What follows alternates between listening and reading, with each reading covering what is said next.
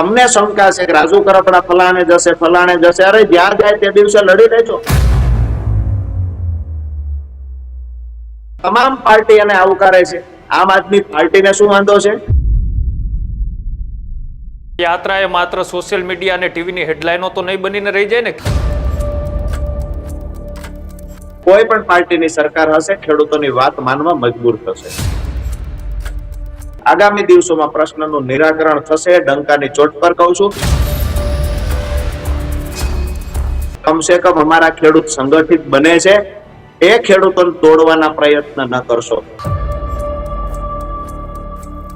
સાથી મિત્ર હતા પ્રવીણ રામ, જેમને આરોપ લગાવ્યા છે કે રાજુ કરપડાની યાત્રા એ ભાજપ સમર્થિત. મહામૂર્ખામી તો એ લોકોએ કરી છે જેને ખેડૂત યાત્રામાં સમર્થન નથી આપ્યું. ખેડૂત સંગઠન તોડવામાં આવશે તો 100% ખેડૂત એનો જડબાતોડ જવાબ પણ આપશે. અમારું સંગઠન મજબૂત બનશે ને સંગઠનની તાકાત થકી અમે પરિણામ લઈ આવશું.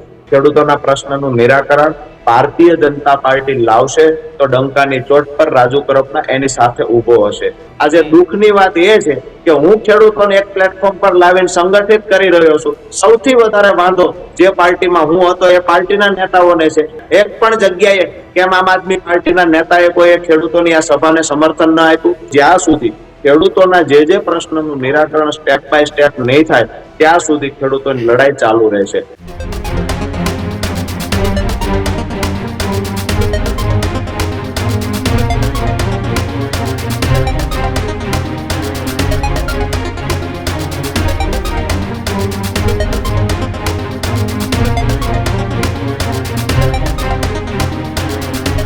નમસ્કાર, અમારી વિશેષ રજૂઆત ગર્જનાદમાં હું કુણાલ આપનું સ્વાગત કરું અને હું છું પ્રદીપ.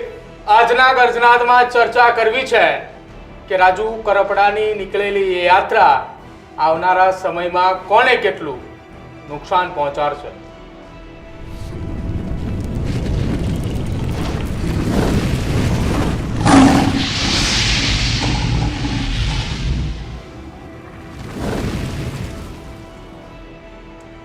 ગુજરાતમાં સ્થાનિક સ્વરાજ્યની ચૂંટણી હવે માથે છે. ગણતરીના દિવસોમાં તારીખો જાહેર થવાની છે. દરેક રાજકીય પાર્ટીના કેન્દ્રના નેતાએ ગુજરાતની અંદર પ્રવાસ કરી રહ્યા છે. આ તમામની વચ્ચે ગુજરાતના સૌરાષ્ટ્રના 7 જિલ્લાઓની અંદર ખેડૂત સંકલ્પ યાત્રા નીકળે છે અને એ ખેડૂત સંકલ્પ યાત્રા 7 જિલ્લાઓનો પ્રવાસ કરી અલગ અલગ 20 થી વધારે સભાઓ થાય છે. ટ્રેક્ટર રેલી યોજાય છે, આવેદન પત્રો પણ અપાય છે અને યાત્રા એ પૂર્ણ થતા હવે ચર્ચાઓએ જોર પકડ્યું છે કે આ યાત્રા એ કોને ફાયદો અને કોને નુકસાન પહોંચાડશે. બિલકુલ. ગુજરાતમાં આમ તો એ લાંબા સમય થયા. ભૂતકાળ તમે તપાસો તો પણ અનેક નેતાઓએ ખેડૂતોના નામે અવાજ ઉઠાવતા રહ્યા છે, ખેડૂતોના મુદ્દે લડતા રહ્યા છે. ચાહે સત્તાધારી પક્ષમાં હોય કે પછી વિપક્ષમાં હોય કે પછી કોઈ પણ રાજકીય પાર્ટીઓ સાથે ન જોડાયેલા હોય. આવા અનેક નેતાઓના નામ ઉપર એક ટેગલાઇન લાગી ગઈ કે ખેડૂત નેતા. અને ખેડૂત નેતાથી અનેક નેતાઓએ રાજકીય પાર્ટીઓની અંદર જોડાણા, સત્તા સુધી પહોંચ્યા અને ત્યારબાદ ફરીથી એક અવાજ ઉઠ્યો છે ખેડૂતોના મુદ્દે અને અવાજ ઉઠાવનાર છે રાજુ કરપડા, જેઓ પોતે પેલા કિસાન નેતા તરીકેની એક ઓળખ અને ઓળખ બાદ રાજકીય પાર્ટીમાં જોડાયા. રાજકીય પાર્ટીનો સાથ લાંબા સમય સુધી તેઓએ આપ્યો અને અંતે તેઓએ સાથ છોડીને પોતે ઇન્ડિપેન્ડન્ટ એટલે કે કોઈ પણ રાજકીય પાર્ટીના હાથા કે બેનર વગર તેઓએ ખેડૂત સંકલ્પ યાત્રાનો પ્રારંભ એ તુલસી શ્યામથી શરૂઆત કરી. જંગલ વિસ્તાર એમને પસંદ કર્યો.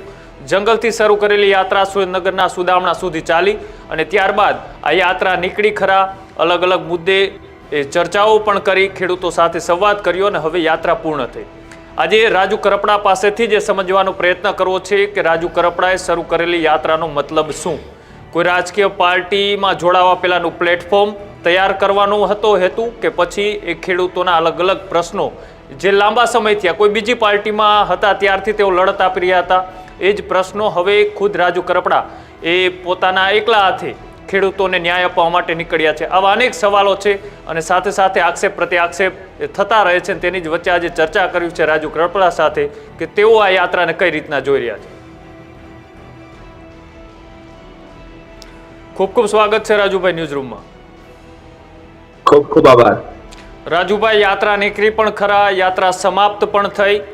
અલગ અલગ વિસ્તારોની અંદર તમે સભાઓ કરી, ટ્રેક્ટર રેલી પણ કરી, ખેડૂતોના એ મુદ્દાઓની વાત તમે ચર્ચા કરી, પણ જે ચર્ચા એ માત્ર ચર્ચા રહી જશે કે પછી ખરેખર તેમનો ન્યાય આવશે?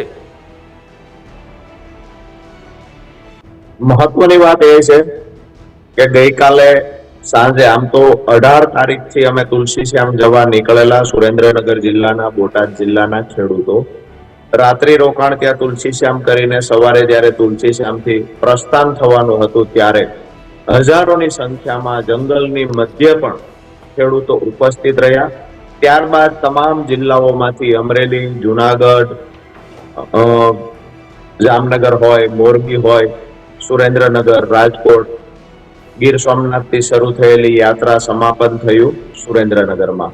એટલે 7 જિલ્લાઓમાં યાત્રા પસાર થઈ.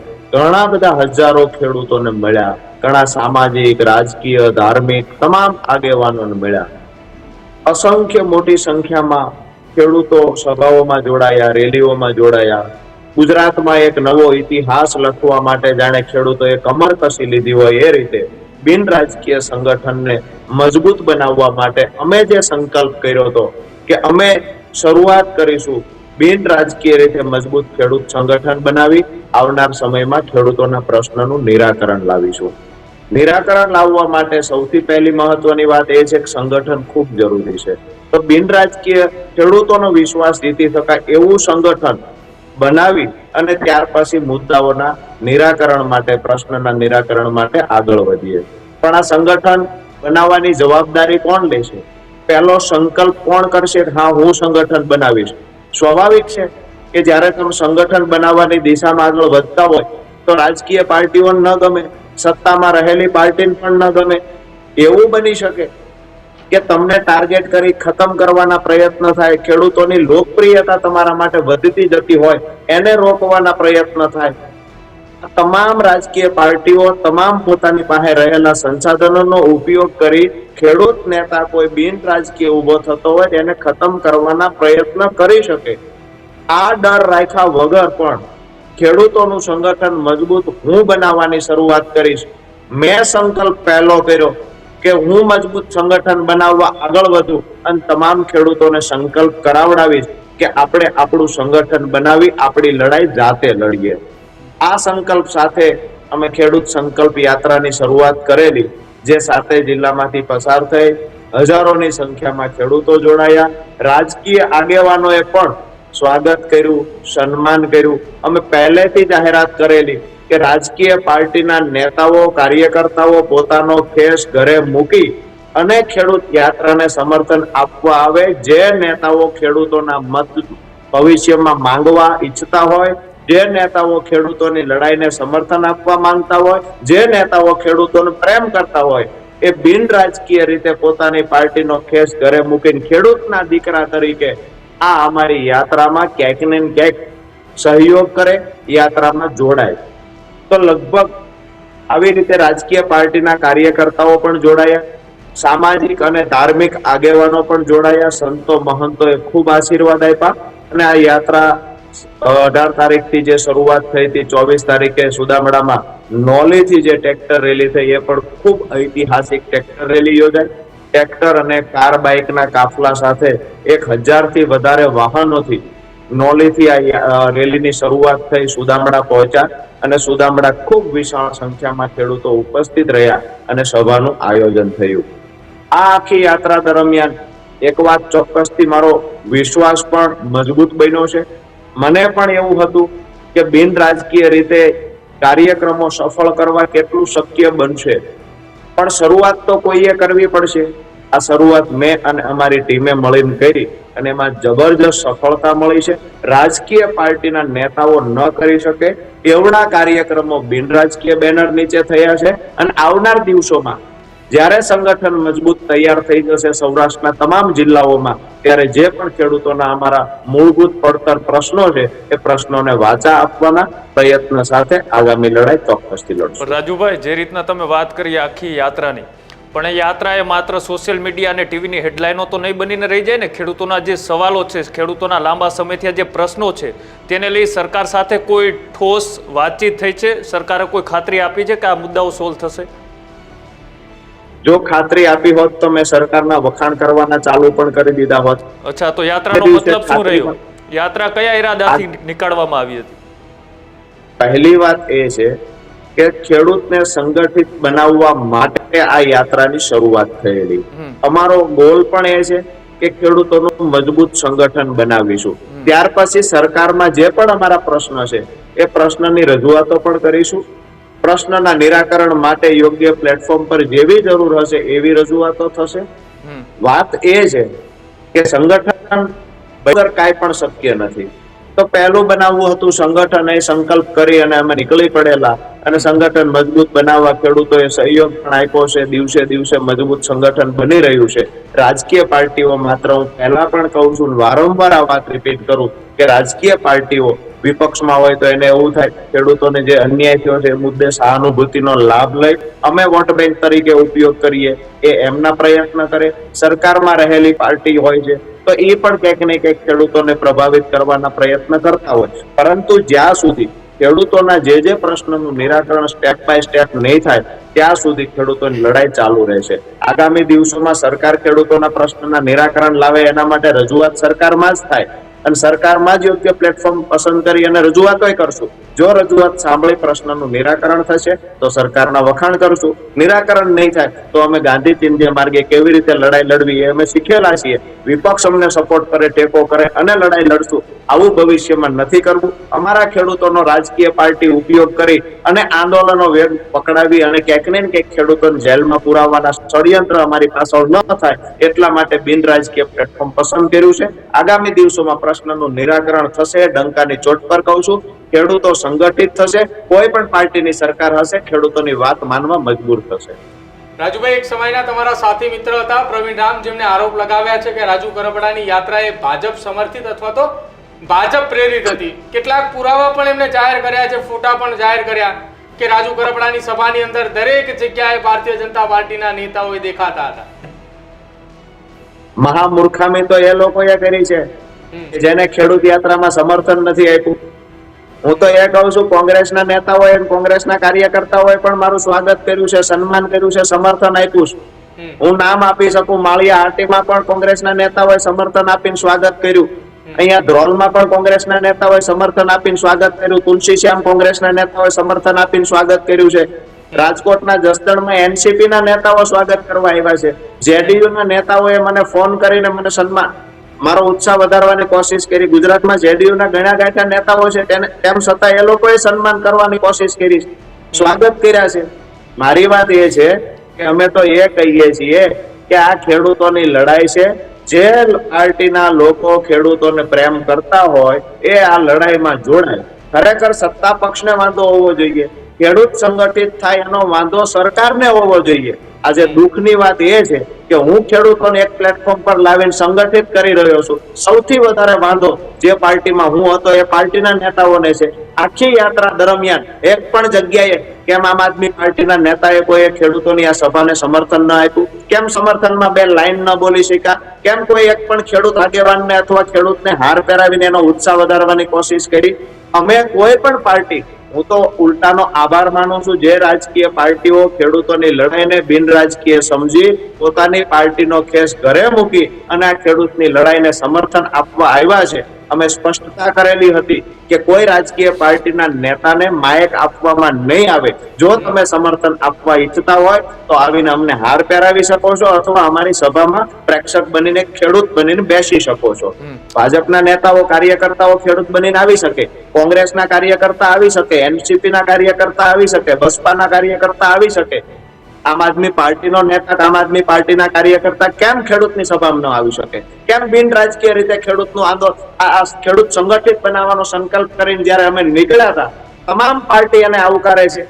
આમ આદમી પાર્ટીને શું વાંધો છે? ખેડૂતનું સંગઠન બને એનાથી ભાજપના પેટમાં તેલ રેડાવવું જોઈએ. આમ આદમી પાર્ટીના પેટમાં શું કામ તેલ રેડાય છે? કોંગ્રેસ ખુશ છે, તમામ પાર્ટી ખુશ છે કે ખેડૂતનું સંગઠન થવું જોઈએ.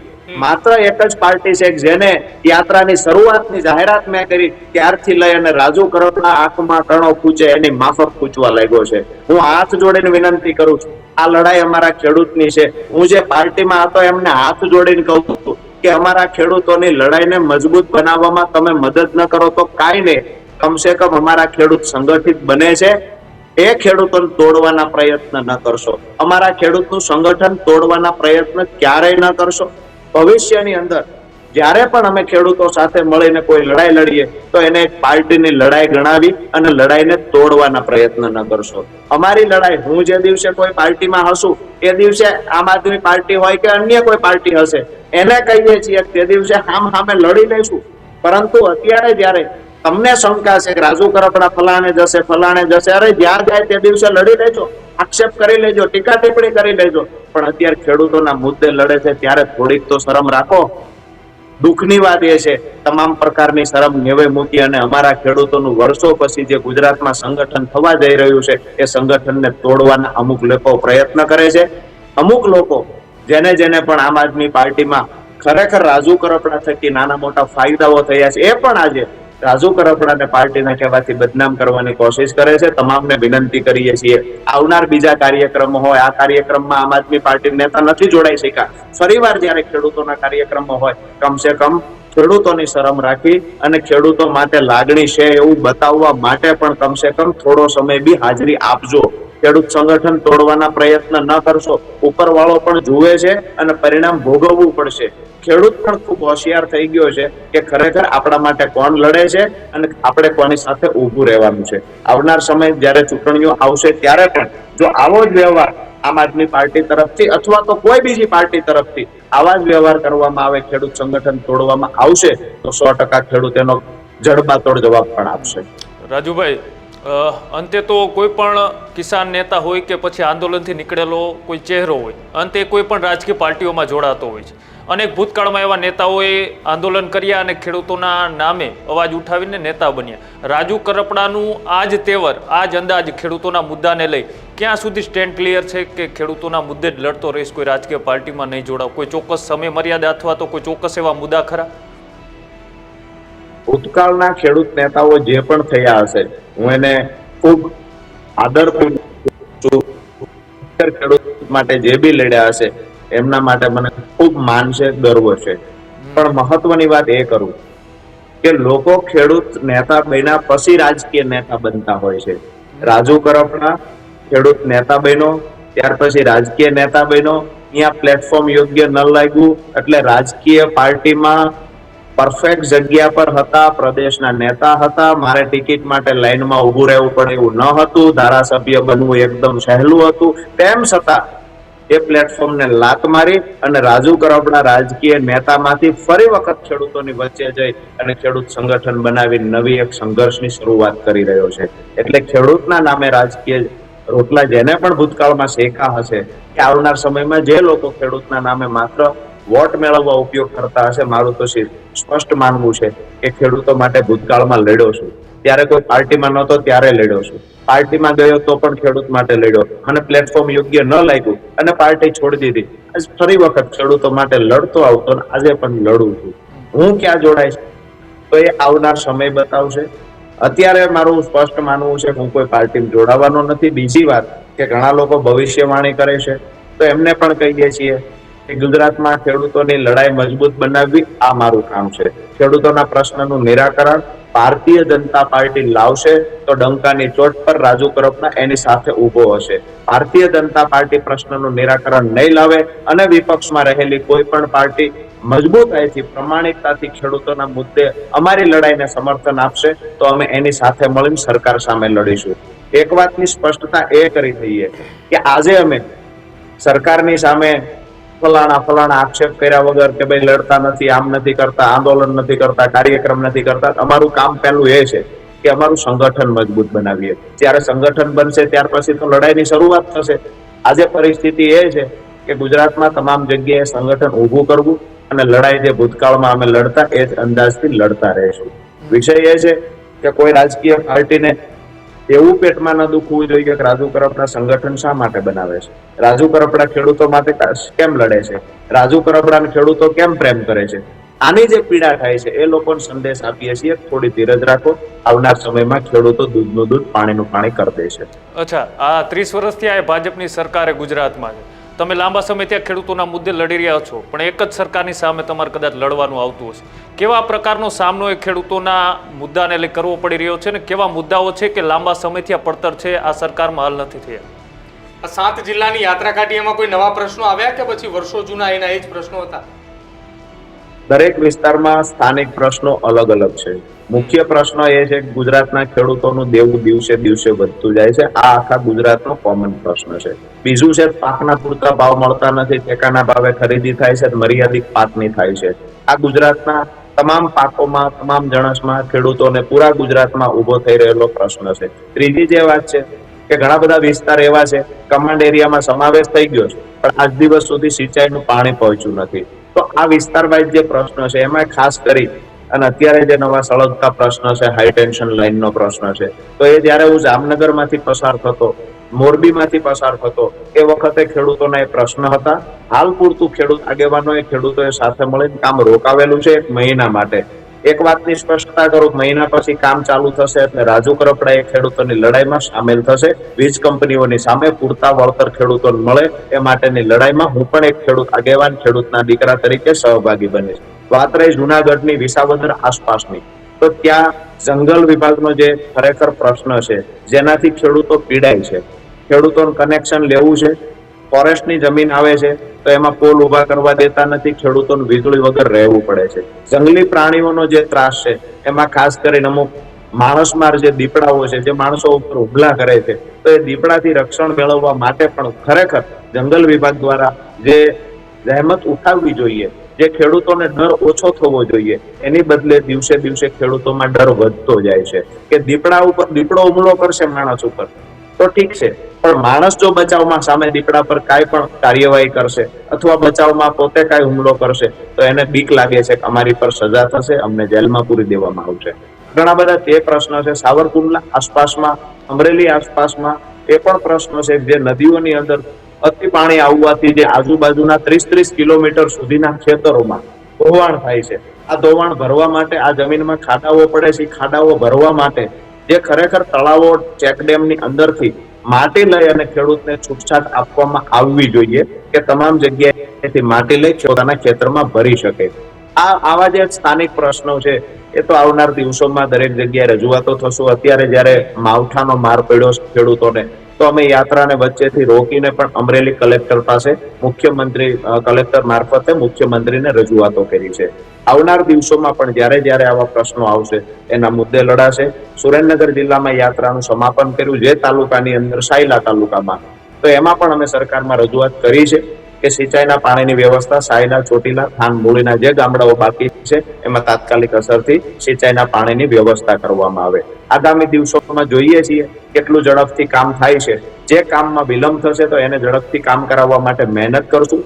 કોઈ ટીકા ટિપ્પણી રાજકીય પાર્ટીમાં નથી એટલે નથી કરતા. જો કામ નહીં થાય તો 100% કાન આંબળશું. પણ સરકારને કોઈ રાજકીય પાર્ટી એવું કહે કે સરકારને તમે ગાળો દો, સરકારની સામે બાયો ચડાવો, કામ ન થાય તો કાંઈ નહીં, બાંધી લ્યો. વિષય એ છે કે આ બધું બાંધવાથી, ગાળો દેવાથી નુકસાન કોનું છે? રાજુ કરપડાનું નથી, નુકસાન છે અમારા ખેડૂતોનું. વાત એ છે કોઈ પણ પાર્ટીની સરકાર હોય પહેલા હાથ જોડીને મારા ખેડૂતોને કામ કઢાવવાની કોશિશ કરશું. આજે નહીં તો કાલે જ્યારે કામ થશે, સિંચાઈનું પાણી ખેતર સુધી પહોંચશે, ત્યારે રાજકીય પાર્ટીઓના નેતાઓને પણ ખબર પડશે કે ખેડૂતોનો ફાયદો, ખેડૂતોનું ભલું કરવાનું કામ રાજુ કરપડા કરે છે. આજ મારી પર કાદવ ઉછાળી રહ્યા છે એ લોકોને પણ આવનાર સમયમાં હું કામ કરાવડાવી અને બતાવીશું કે ખરેખર આ ખેડૂતો જે ગામ ભાંગી રહ્યા હતા અમારા, એ ગામ ફરી ઊભા થઈ રહ્યા છે અને એ લડાઈ રાજુ કરપડા એની ટીમ લડી રહી છે. એનું પરિણામ છે સરકાર પાસે કામ કરાવતું, કામ નહીં થાય તો મોરચો માંડશું. પણ રાજુભાઈ, જે રીતના કોઈ પણ રાજકીય પાર્ટીનો સાથ અથવા તો જોડાયા વગર એ અલગ અલગ જે મુદ્દા છે, MSP હોય, પાક વીમો હોય, પછી ખેડૂતોને મળવા પૂરતા ભાવની વાત હોય, આ તમામ મુદ્દાઓની તમે જે વાત કરી, આ મુદ્દા કાંઈ આજકાલના નથી, આ વર્ષો જૂના મુદ્દા છે. અનેક નેતાઓ માટે લડત લડી ચૂક્યા છે. કોઈ પણ રાજકીય પાર્ટીના બેનર વગર આ મુદ્દા સોલ્વ થાય એવી આશા છે ખરા આ સરકારમાં? મારું સ્પષ્ટ માનવું છે ઘણા બધા એવા પ્રશ્નો છે બિન રાજકીય લડાઈ એનું પરિણામ લડવી છે. વિપક્ષમાં રહીને આ મુદ્દાનું સોલ્યુશન નહીં આવે એ તો હું લખી ના આપી શકું. તો બિન રાજકીય રીતે લડીએ છીએ તો પરિણામની ઘણી બધી આશાઓ છે અને આવશે એવો મને પૂરો વિશ્વાસ છે. અમારું સંગઠન મજબૂત બનશે ને સંગઠનની તાકાત થકી અમે પરિણામ લઈ આવશું. વિપક્ષમાં રહી અને કોઈ એવું માનતું હોય કે ખેડૂતના પ્રશ્નનું નિરાકરણ થાય, નિરાકરણ તો સરકારે લાવવાનું છે, સત્તામાં રહેલી પાર્ટીએ લાવવાનું છે. હવે વિપક્ષમાં રહેલા નેતાઓ અને સત્તામાં રહેલી પાર્ટી, આ વિપક્ષ અને સત્તા પક્ષની જે લડાઈ છે એ લડાઈમાં બાપડા ખેડૂતોના પ્રશ્ન ત્યાં ત્યાં રહે છે. અમે નક્કી કર્યું છે કે બિન રાજકીય લડાઈ લડશું અને પરિણામ લાવશું. એના હું ઘણા બધા ઉદાહરણ પણ આપી શકું. 3 કાયદાઓ જે કેન્દ્ર સરકારે પસાર કર્યા તેની સામે કોણ લડ્યું હતું? બિન રાજકીય ખેડૂતોની લડાઈ હતી અને સરકારે માનવી પડી. એ જ લડાઈ રાજકીય હોત તો આજે કદાચ એ 3 કાયદા પરત લેવાના ન હોત. એના પરિસ્થિતિ હોત. એવી જ રીતે હાઈ ટેન્શન લાઈનના પ્રશ્નને લઈને પણ અમે જયારે બિન રાજકીય લડાઈ લડતા ત્યારે ઝડપથી પરિણામો મળ્યા છે. અમે ઈચ્છતા હતા જે માંગણી કરી છે એ મુજબ વળતરો ચૂકવવામાં આવ્યા. 15 રૂપિયા જંત્રીનો ભાવ હતો ત્યાં 1000 રૂપિયા સુધીનું વળતર ચૂકવવામાં આવ્યું છે. વિષય એ છે કે મેં મારા જીવનમાં જોયું છે ત્યારે બિન રાજકીય લડાઈ લડીએ છીએ તો ખેડૂતના પ્રશ્નનું સોલ્યુશન ઝડપથી આવે છે. રાજકીય પ્લેટફોર્મ પરથી લડીએ છીએ તો 100% પ્રશ્નનું સોલ્યુશન તો આવતું નથી, પરંતુ રાજકીય લડાઈઓનો ભોગ આપણો નિર્દોષ અને ભોળો ખેડૂત બને છે. આખી યાત્રામાં એક નિવેદન હતું તમારું કે પંજાબ અને હરિયાણા કરતા પણ મજબૂત ખેડૂત સંગઠન બનાવીશું, સરકારની સામે મુદ્દાઓ ઉઠાવીશું.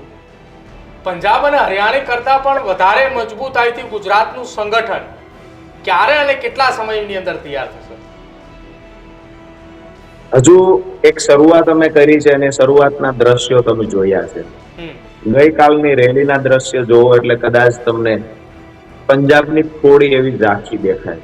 હું એવું નથી કહેતો કે એવડા સંગઠનો અત્યારે બનાવી દીધા છે, પરંતુ એની શરૂઆત થઈ હોય એવું દેખાય. ગુજરાતના ઇતિહાસમાં અતિશયોક્તિ લાગશે હું બોલીશ તો, પણ કોઈ પાર્ટીની મદદ વગર બિન રાજકીય રીતે આ જે આવડી યાત્રા થઈ છે, આટલી સભાઓ થઈ છે, મજબૂતાઈથી ખેડૂતો સાથે ઉભા રહ્યા છે, તમામ જ્ઞાતિ જાતિ ધર્મના ખેડૂતો જે સાથે ઉભા રહ્યા છે, મને એવું લાગે છે કે મેં જે વાત કરી, મેં જે નિવેદન આપ્યું છે કે પંજાબ અને હરિયાણાના મજબૂત ખેડૂત સંગઠનો છે એવી જ રીતે અહીંયા પણ મજબૂત બનાવીશું. હું એવું માનતો હતો કે લગભગ સંગઠન પૂરા સૌરાષ્ટ્રમાં બની જતા 7 થી 8 મહિના લાગશે, પરંતુ મને સ્પષ્ટ દેખાય છે જે આ 7 દિવસની યાત્રા થઈ એના પરથી કે આવનાર સમયમાં અમારી તાલુકા જિલ્લા મથક સુધીની સમિતિઓ લગભગ 4 મહિનાની અંદર તૈયાર થઈ જશે અને ત્યાર પછી તમામ હોદ્દેદારોની પણ નિયુક્તિ કરશું અને સંગઠનને આગળ વધારશું. રાજુભાઈ, જે રીતના અત્યારે આક્ષેપ પ્રત્યાક્ષેપો થઈ રહ્યા છે, કારણ કે કોઈ પણ રાજકીય પાર્ટી છોડો અથવા તો ઇન્ડિપેન્ડન્ટ લડો એટલે અનેક લોકોએ આક્ષેપ પ્રત્યાક્ષેપ કરતા હોય, કોઈ નવી વાત નથી, ભૂતકાળમાં એવું ચાલ્યું આવ્યું. પણ રાજુ કરપડા જે રીતના અત્યારે ખેડૂતોના મુદ્દે લડી રહ્યા છે, આ લડત પાછળ શું માત્ર ખેડૂતોના મુદ્દાનો જ સ્ટેન્ડ છે કે પછી રાજકીય પાર્ટીમાં પોતાનું પ્લેટફોર્મ મજબૂત કરવા માટેની આ લડાઈ છે આવનારી ચૂંટણીમાં? પણ હવે બહુ મહત્વનો સવાલ તમે પૂછ્યો છે. રાજકીય પાર્ટીનું પ્લેટફોર્મ મારા માટે ઓલરેડી તૈયાર હતું. તમે પણ જાણો છો, ગુજરાતની જનતા પણ જાણે છે. એ તો છોડી ચૂક્યા છો તમે, એ છોડી ચૂક્યા છો. તમારી પાસે અત્યારે 2 એવા ઓપ્શન છે, કાં તો કોંગ્રેસ કાં તો ભારતીય જનતા પાર્ટી. આ 2 જ મજબૂત એવી પાર્ટી છે કે તેમાં રાજુ કરપડા જઈ શકે. ત્રીજામાંથી તો બહાર નીકળી ચૂક્યા છો. 2 માંથી કયા ઓપ્શન માટે તૈયારી કરી રહ્યા છો? એ જ વાત હું કરું છું. માત્ર જો રાજકીય પાર્ટીનો લાભ લેવો હોય અથવા તો પ્લેટફોર્મ તૈયાર કરવું હોય તો જે પાર્ટી હું છોડીને આવ્યો છું ત્યાં પણ મેં જાતે જ પ્લેટફોર્મ ઊભું કર્યું હતું. ત્યાં ઘણા લોકો ઈચ્છતા હતા કે રાજુ કરપડા પ્રદેશમાં ન હોવા જોઈએ. ઘણા લોકોએ દિવાલ બનાવીને ઉભી રાખી, પણ અહીંયા ગ્રાઉન્ડ પર મજબૂત હતા એટલે પહોંચ્યા છીએ.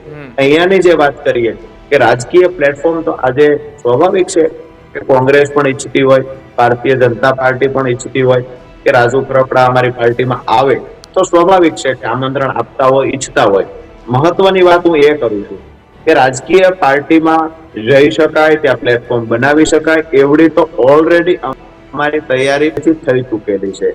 એના માટે મહેનત હવે કરીએ અને પ્લેટફોર્મ તૈયાર કરીએ આવું કાંઈ નથી. વિષય એ છે કે માત્ર લડાઈને સુરેન્દ્રનગર કે ચોટીલા પૂરતી સીમિત નથી રાખવી. આ લડાઈને પૂરા સૌરાષ્ટ્રથી શરૂ કરી અને આખા ગુજરાતમાં વ્યાપ વધારવો છે. એટલા માટે આ લડાઈની શરૂઆત કરી છે. રાજકીય પ્લેટફોર્મ પસંદગી માટે સમય આવશે તે દિવસે ખેડૂતો નક્કી કરશે, એ પસંદ કરીશું. અત્યારે રાજકીય પાર્ટીમાં જવું ન જવું, મન લાગે છે વિષય પર ચર્ચા કરવી સમય વ્યર્થ કરવા જેવી વાત છે. જે દિવસે સમય આવશે ત્યારે 100% આગોતરી જાણ કરી અને નિર્ણય લેશું. બિલકુલ, આભાર રાજુભાઈ જોડાવા બદલ. તો હવે જોવાનું રહેશે આવનારા સમયની અંદર કે 7 જિલ્લાની અંદર નીકળેલી એ રાજુ કરપડાની યાત્રા અને તેની સાથે સાથે એ 20 કરતાં વધારે સભાઓ, ખેડૂતોનું સમર્થન, ટ્રેક્ટર રેલી હોય કે પછી એ સભાની અંદર મળેલું સમર્થન, ખેડૂતોના મુદ્દે જે અવાજ ઉઠાવ્યો હતો, જે રેલી કાઢી હતી, એ રેલી બાદ હવે ખેડૂતો કેવી રીતે સમર્થન આપે છે અને ખેડૂતોના મુદ્દે રાજુ કરપડા હવે કેવી રીતે મેદાને ઉતરે છે. બિલકુલ જે રીતના એ ખેડૂતોના ખંભે બંદૂક રાખીને અનેક ખેડૂત અને કિસાન નેતાએ રાજકીય પાર્ટીઓનો હાથો બની ચૂક્યા છે, એટલે રાજુ કરપડાને કદાચ આ કરવામાં અનેક મુશ્કેલીઓ પડી શકે, કારણ કે ખેડૂતો અનેક વખત પીસાણા છે, અનેક વખત આવા લોકોના આભાસમાં આવીને તેમનો સાથ આપી ચૂક્યા છે. આગામી દિવસોની અંદર અનેક એવી રાજકીય પાર્ટીઓ એ ખેડૂતોના નામે અલગ અલગ યાત્રાઓ કાઢશે, કેમ કે 2027 વિધાનસભાની ચૂંટણીમાં બધી જ રાજકીય પાર્ટીઓને ખેડૂતોના વોટ જોઈએ છે. ખેડૂતોના કામ થાય કે ન થાય કોઈ રાજકીય પાર્ટી કે નેતાને એટલું મહત્વનું નથી લાગતું, અને એટલા જ માટે એ ખેડૂતો માટે ઇન્ડિપેન્ડન્ટ કોઈ પણ રાજકીય પાર્ટીમાં જોડાયા વગર રાજુ કરપડા અત્યારે જે રીતના એ લડત આપી રહ્યા છે, અને તુલસી શ્યામથી લઈ અને સુરેન્દ્રનગરના સાયલા સુધી જે યાત્રા કાઢી, આ યાત્રા પછી હવે સંગઠન મજબૂત કરીને ખેડૂતોની લડત સરકાર સામે કેવી રીતના લડે છે, રાજુ કરપડા એ માત્ર ખેડૂત નેતા તરીકે જ રહી જાય છે કે પછી આગામી ચૂંટણીની અંદર તેઓ એક રાજકીય પાર્ટીના નેતા તરીકે પણ લડતા જોવા મળે છે, એને લઈ પણ હજી અત્યારે અનેક ચર્ચાઓ ચાલી રહી છે. સત્તાધારી પક્ષ કે પછી વિપક્ષ કેમાં જશે રાજુ કરપડા, રાજુ કરપડા માત્ર કિસાન નેતા કે પછી કોઈ રાજકીય પાર્ટીનો હાથો બની અને ખેડૂતોના મુદ્દે લડત લડી રહ્યા છે. આવા અનેક પ્રશ્નો અત્યારે ઉઠી રહ્યા છે. જોવાનું રહેશે કે આગામી દિવસોની અંદર આ લડાઈ એ ખેડૂતોના મુદ્દે રહે છે કે પછી કોઈ રાજકીય પાર્ટીની અંદર જઈ અને રાજુ કરપડાએ પોતાની રાજકીય કારકિર્દી ચમકાવવા મશગુલ રહે છે. તમારું શું માનવું છે એ કોમેન્ટ બોક્સની અંદર અચૂક જણાવજો. જોતા રહેજો ન્યૂઝરૂમ ગુજરાત. નમસ્કાર.